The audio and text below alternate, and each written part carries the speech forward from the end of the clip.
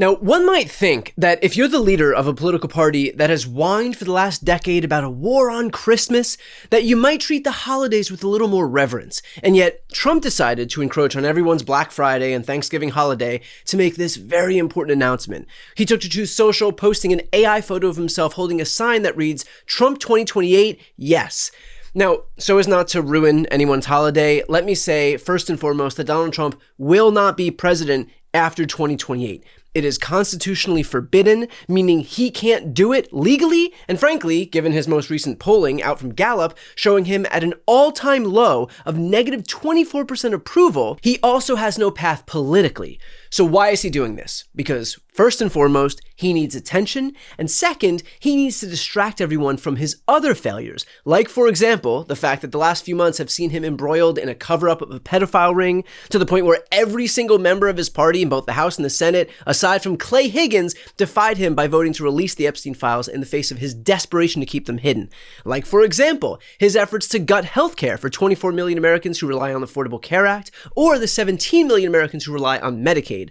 Like, for example, how he and his party cut food assistance to the tune of $186 billion and tried to eliminate it entirely for 42 million Americans by using it as a bargaining chip to cut the aforementioned healthcare subsidies. Like, for example, how he swept into office amid promises of lowering costs and instead sent them surging. Like, for example, how he poses as a populist, and yet, where is his actual focus? On building himself a $350 million ballroom, on retrofitting a Qatari jet to the tune of $1 billion paid for by American taxpayers, buying Kristi Noem a couple of Gulfstream jets, and encrusting the Oval Office in gold, hosting his Let Them Eat cake party from his Mar-a-Lago resort. You would have to be brain dead not to see that he doesn't give a shit about regular people, his own supporters included.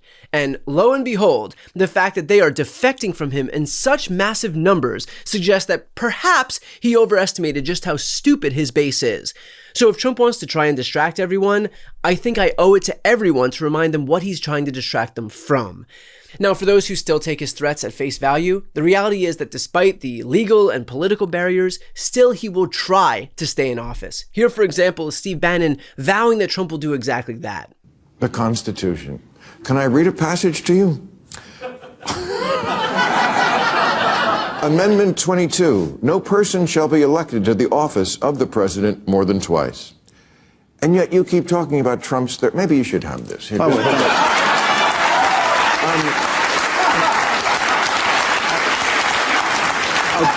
get you to sign it backstage and underline. Look, President Trump didn't bring up running for a third term. Myself and others brought up running for a third term. President Trump is going to run for a third term, and President Trump is going to be elected again on the afternoon of January 20th of 2029. He's going to be president of the United States. Okay, but the thing I just read in there, it seemed like there was no wriggle room there. It seemed like it was just, 8 or 10 words it said only 2 times. We have a team of people that are working. A team. How can a team do something about that? What? I don't care if the team is 12 trillion people. The words are still the words. Bill, every day in federal courts, right now in federal courts, there's 120 lawsuits on what President Trump's doing for his Article 2 rights on the unified executive theory. But he's chief executive, he's commander in chief, and he's chief magistrate and chief law enforcement officer. There's 100, and they're running to court every day to sue President Trump, all because the interpretation of this. The interpretation of this is open for interpretation. How could it be open? Could I have it back? The reality is that oftentimes Trump and his mouthpieces, like Bannon, repeat these insane, dangerous, autocratic ideas expressly to be able to normalize them. The goal is to say it enough, to broadcast it in broad daylight so frequently that it loses its shock value. That's half the battle. They're starting now, the work of normalizing this idea so that 3 years from now, it won't feel all that crazy. After all, you've heard it so many times, right? So again, while he will not be president in 2029, that is not to say that he won't try. If you're a Republican or an independent or a non-voter, this claim by Trump that he can run for a third term is a testament to who he is, how un-American he is, and his disdain for democracy. Opposing this person does not make you a radical leftist. Frankly, it makes you a patriotic American.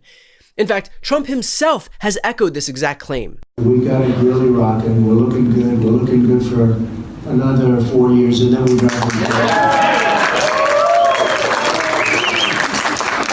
And what I'll say is I have a certain newspaper report, as I say, we're looking good for another 4 years, and then if we want to, another 4, maybe another 9. And they go crazy. Just watch out, Bill Maher. He goes and looks at somebody like that. He goes, you know he's going to win, don't you? To some idiot that he's interviewing. He says, you know he's going to win. No, I think we can. You know he's going to win. And you know he's not leaving, don't you? The guy's going, what do you mean? He's not leaving. He's not leaving after. And I thought he was kidding. He's been serious. So, did anybody ever see the Time magazine where we have it? 2020, 2024, 2028, 2032. In other words, we do that to drive them frickin' crazy. And any Republican president ever, not even close. Almost 40% of the vote. Now, I won't be happy the next time. Should I run again? You tell me. There's your controversy right there. There's your controversy.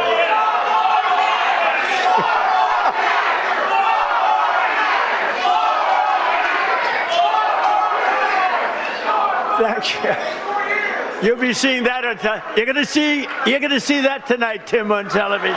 The fact that they say I can't run again. That's the expression, sir.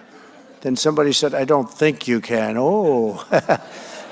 And do not delude yourself into thinking that his spineless band of clingers on in the Republican Party wouldn't offer him blind deference. Republican Congressman Andy Ogles literally introduced a constitutional amendment to allow Donald Trump to run for a third term in office. The resolution he introduced would amend the 22nd Amendment of the Constitution, which currently limits presidents to 2 terms. And again, it will not pass, but the point is that there are plenty of people within the Republican Party who view their role as validating and enabling everything Trump does. Legality be damned. Granted, I also think it's safe to say that instead of castrating themselves for dear leader, these Republicans actually would have been better served standing up to Trump, because then maybe his worst instincts would have been curved. Instead, these cowardly little doormats allowed him to do whatever he wanted, no matter how unpopular, how unconstitutional, how anti-democratic, and now look at the position this country is in. The economy is far worse than Biden's economy, which they couldn't stop complaining about for 4 straight years. Costs are surging, wages are flat, manufacturing is contracting, inflation is rising every month since March, and the lasting images of this presidency are of Donald Trump raking in billions while these lapdogs couldn't find enough of a spine to utter a single ill word of their God King.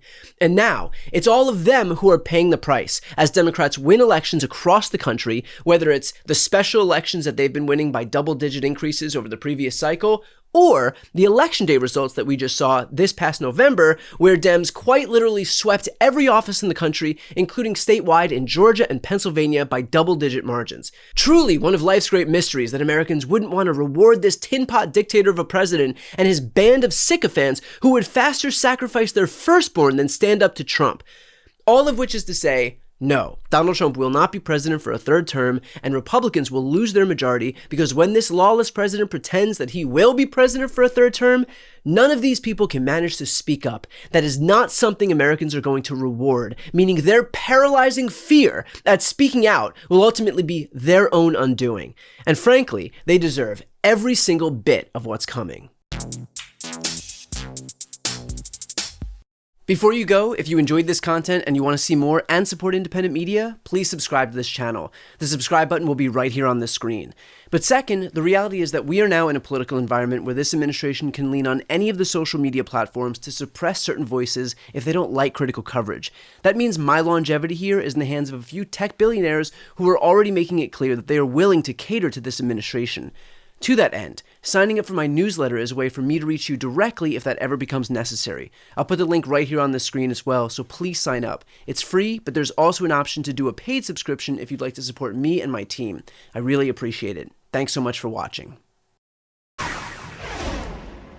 Today, the Trump Attorney General, the Trump Deputy Attorney General, who is also Donald Trump's criminal defense lawyer, the Trump FBI director, along with other Trump Justice Department officials, held a press conference about an accused drug dealer who was indicted last year, before Donald Trump was president, and who is now on the FBI's 10 most wanted list.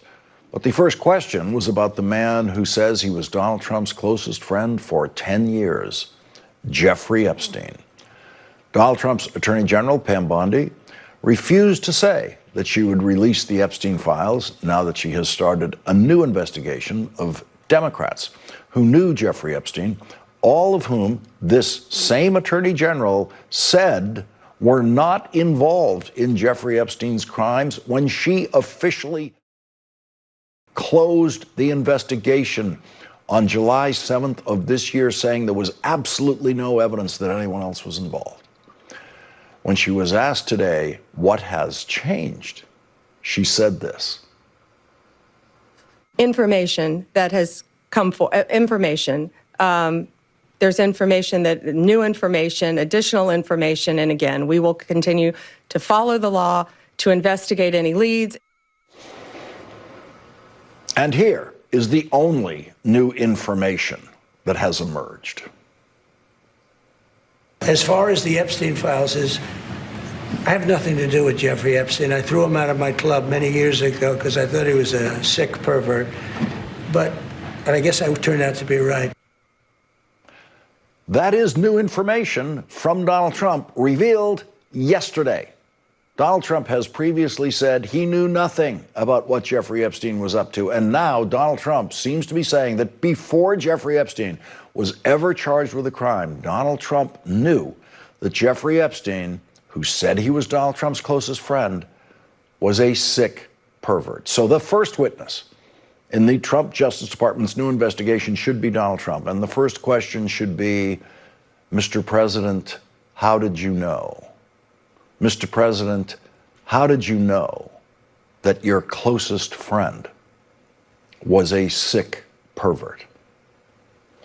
Joining our discussion now is former federal prosecutor Sheldon Whitehouse of Rhode Island. He is a member of the Senate Judiciary Committee. Senator, thank you very much for joining us tonight. It seems that we do have some new information, and it's from Donald Trump.